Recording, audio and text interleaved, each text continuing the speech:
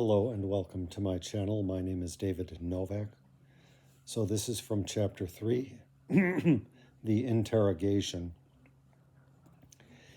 If the intellectuals in the plays of Chekhov, who spent all their time guessing what would happen in 20, 30, or 40 years, had been told that in 40 years interrogation by torture would be practiced in Russia, that prisoners would have their skulls squeezed within iron rings, that a human being would be lowered into an acid bath, that they would be trussed up naked to be bitten by ants and bedbugs, that a ramrod heated over a Primus stove would be thrust up their anal canal, the secret brand, that a man's genitals would be slowly crushed beneath the toe of a jackboot, and that, in the luckiest possible circumstances, prisoners would be tortured by being kept from sleeping for a week, by thirst,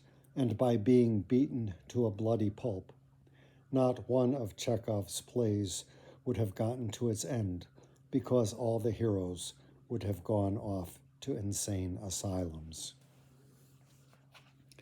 That is the start of Chapter 3 in Volume 1 of the Gulag Archipelago by Alexander Solzhenitsyn. My reading has slowed to almost a crawl. It's taken me several days to get 93 pages in. I was hoping to do better than that. The change over from the Stephen Runciman, which I was reading, has been a hard one, partly because I honestly was expecting a novel along the lines of Vasily Grossman's Life and Fate, a novel based on fact, a novel based on actual happenings, but a novel nonetheless. And what I find is a piece of journalism. I did not expect it, and so my whole motivation of reading it interspersed with Stephen Runciman has sort of fallen apart. And now that I've gotten 93 pages in, I was seriously thinking of just DNFing it or DNFing it for now. But now that I've put this much